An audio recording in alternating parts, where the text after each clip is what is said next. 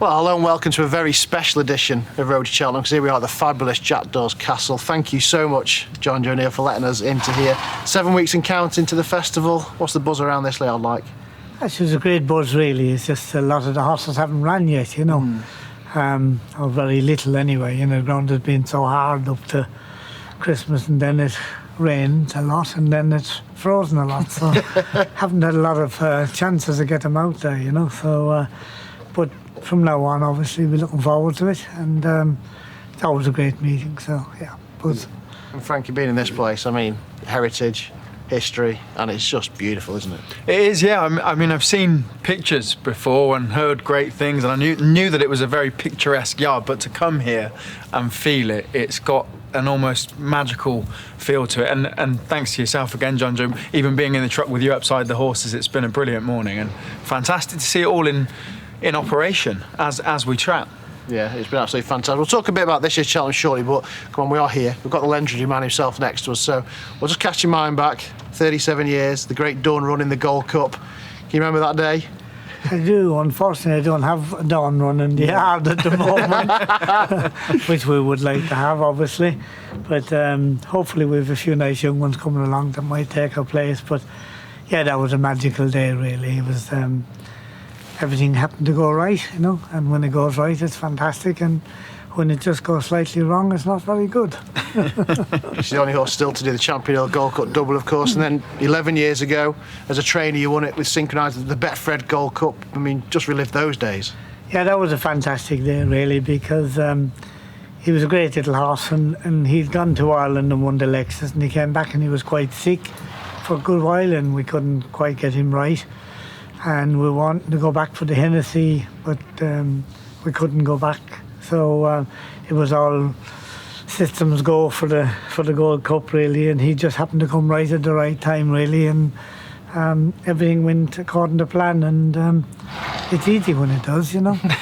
But when it doesn't, it's a bit difficult. I don't know whether it would be excitement or nerves or a mix of both for you. Yeah, but it's a mixture, isn't it? Yeah.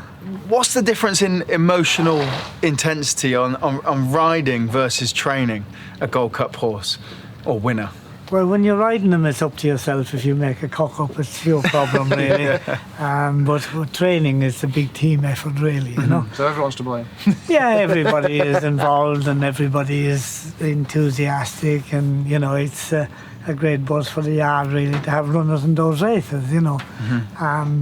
And when it all comes right, as I say, it's fantastic. We have a lot of good memories, really. So, but yeah, it's a magical thing to happen. He's a very honest horse. He stayed well. AP knew him really well. Two of them were a match made in heaven, really, because neither of them would give up, you know.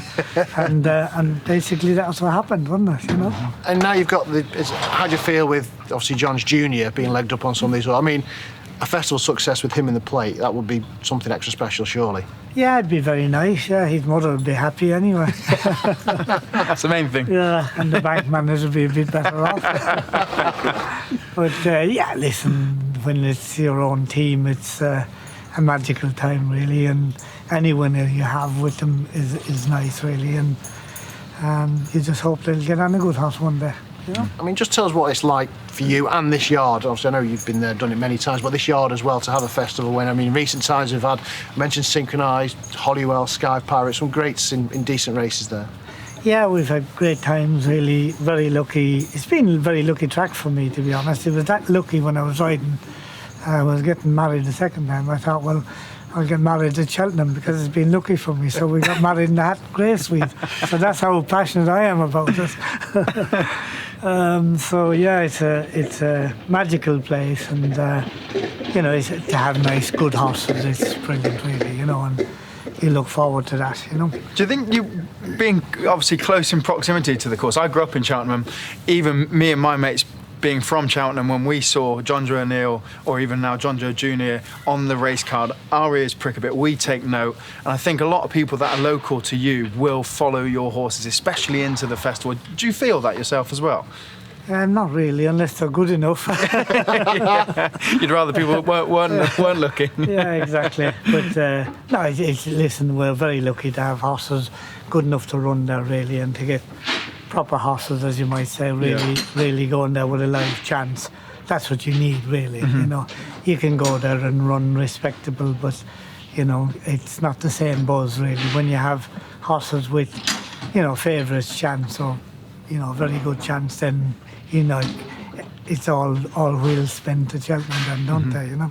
You mentioned it's been lucky for you, a passionate place. Did you feel that reached out into the staff here as well? They feed off your excitement for Cheltenham, because I've just been here this morning. We're 7 weeks away, and I can feel there's something different in the air. I know it's cold, but it's not the spring. There's a spring in everyone's step. Yeah, listen, you look forward to the nice horses coming out now, and hopefully with the weather picking up a little bit, hopefully all roads lead to Cheltenham, don't they? You know, so hopefully we'll have a few nice runners there, and you know, get the buzz and hopefully have live chances, you know.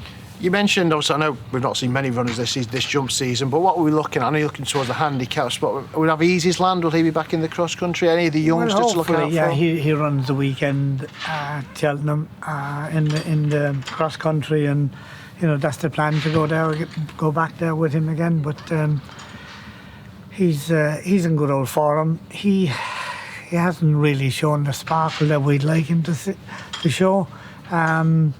So hopefully we're looking for that now the weekend. So if that happens, then obviously, you know, full speed ahead again, you know. So and how difficult has it been this season? Say we are 7 weeks away. You're struggling to maybe pinpoint your team because of some of the youngsters we haven't seen.